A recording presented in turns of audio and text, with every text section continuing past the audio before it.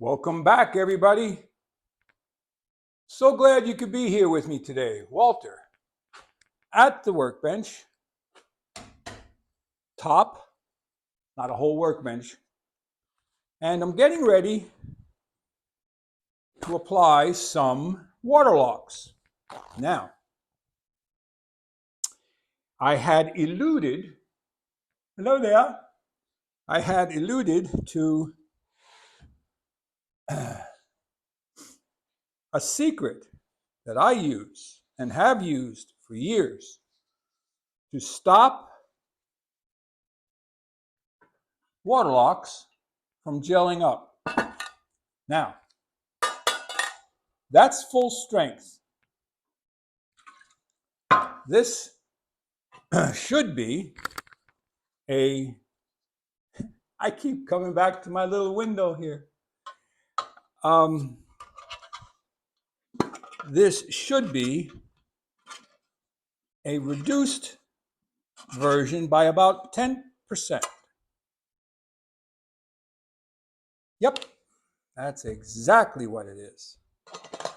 Now, I kind of wish I had a bigger. This is teaching me something. This is teaching me something. If you don't learn something each day, you might as well stay in bed. While I've been working on this, and I've got my 5-foot workbench top, my temporary workbench. The one thing I don't have is depth. So it makes it awkward working with something like this once it's fully assembled. So that's telling me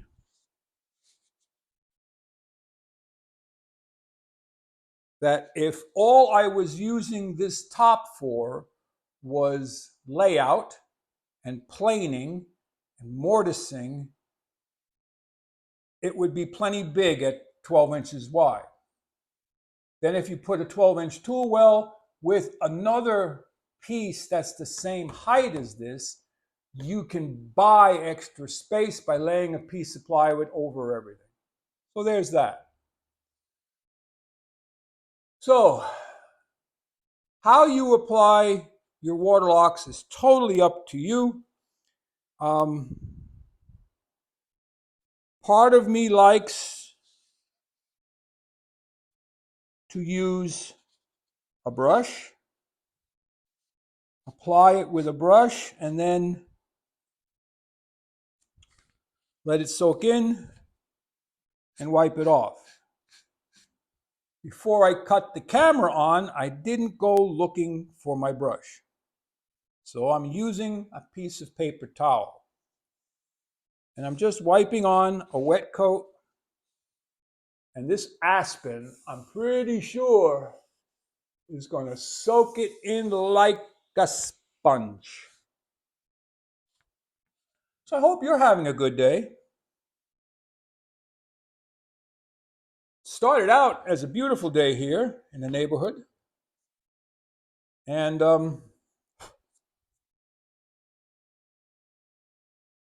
then we got a downpour, which is okay. That's the way it goes sometimes. Into everyone's life, a bit of rain must fall. I think that's the saying. So, the one thing you have to be careful when applying with paper towel is you can get lint that comes off. I'm not so much worried about it on this first coat,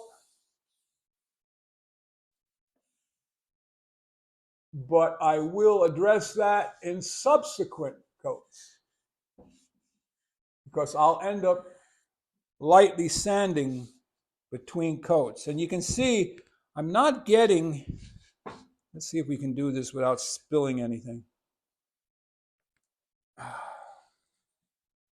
By moving this over.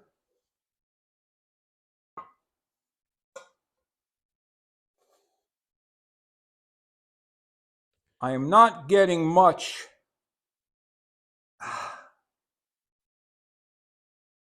trying to use this hand to do more. What I was trying to mention is I'm not getting much color change. It will go a little yellow, but I'm not getting, really deep, rich color change. The cherry pins and wedges, those will pop.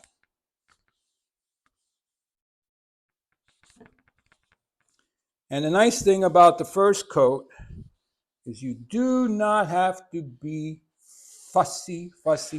So you can see there is a slight color change, and with a second coat, it will get better. I'm not going to go crazy on these because these are workshop aids. These are tools. Technically speaking, these are tools. What I'm going to do on the bottom yet, I don't know. I'm going to have to turn them over tomorrow and put some finish on the bottom.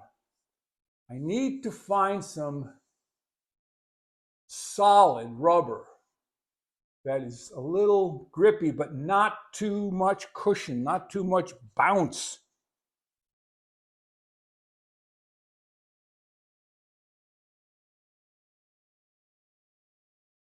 So I said I would tell you my secret on how to prevent Waterlox and possibly some other finishes. You'd have to do your own experimentation. I am not responsible if it doesn't work or you mess up your products.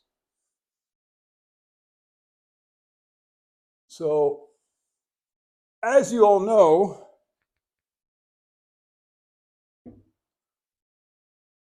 I'm a bit old school. And I know about some old school products. One of which a lot of people avoid, and I love it, is turpentine. Now, I'll give you a little lesson on turpentine. There are different kinds of turpentine. What you want is pure spirits of gum turpentine.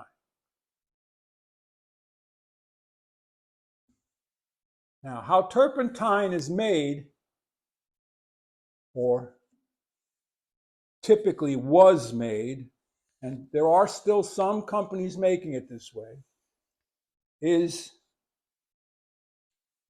you go to the pine trees, and certain pine trees are better than others, and I cannot tell you which. There are certain ones, maybe the pitch pines, maybe the southern yellow pines. Ask Grok. Grok will know. Grok knows everything. So they put little cuts into the side of the tree, and they catch the gum from the pine tree. Okay?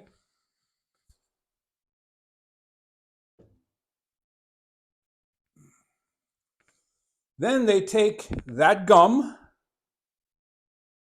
and as the name implies, they distill it.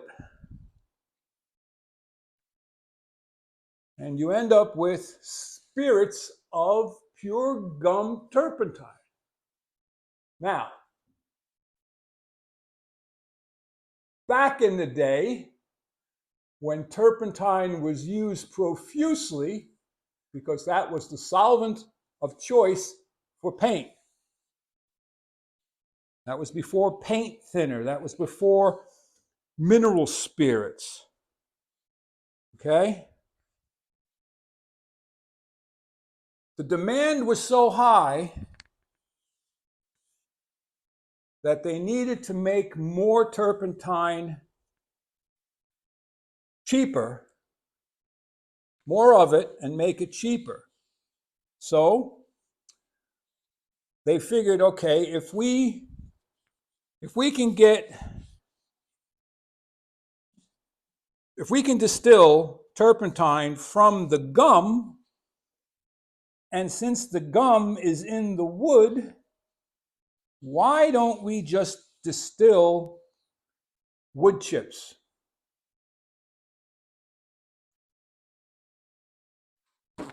So that, my friends, is how a lot of the turpentine is made. Like I said, there still are companies out there making it the old-fashioned way. Now, I bet you didn't know this, because I didn't know this until a few years back. About 10 years ago, I got into a lot of natural finishes because I was tired of getting headaches and dealing with lacquers and thinners and mineral spirits and stains and varnishes, etc. So I started going into natural finishes, and there's one, I've talked about this in the past, Kramer's, which is I believe, 14 ingredient, all natural product, wood restoring finisher or refinisher, used on antiques often. And while I couldn't get the recipe out of the maker's mind, because it's his secret, which there really are no secrets, it's just he researched it properly and found the right things.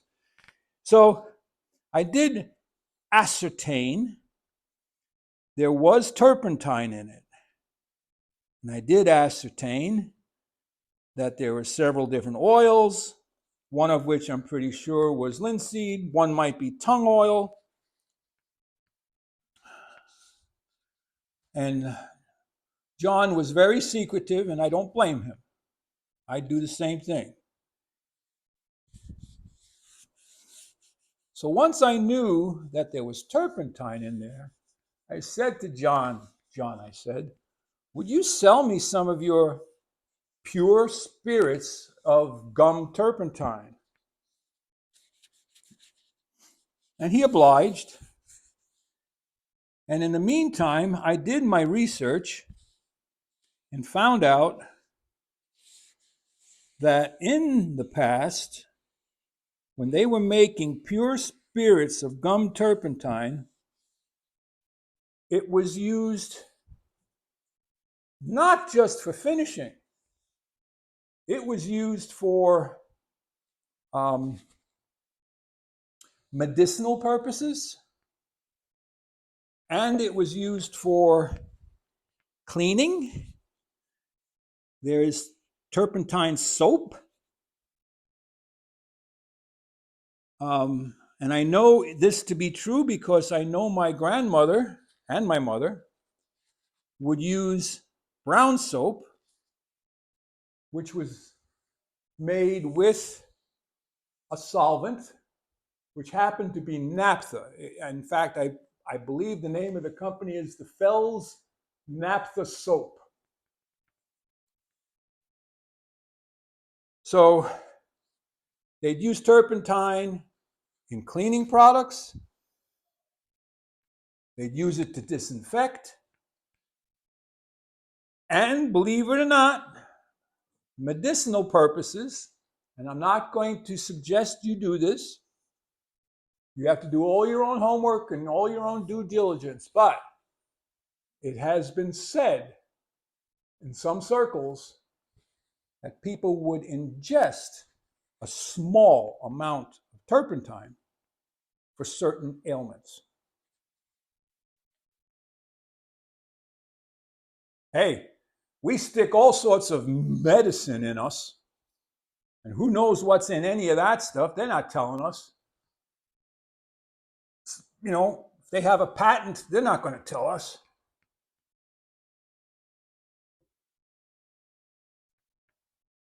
So that's my secret. I cut the Waterlox by about 10% with pure spirits of gum turpentine. And I have never had my Waterlox gel up on me ever again. And I know this Waterlox is at least a few years old.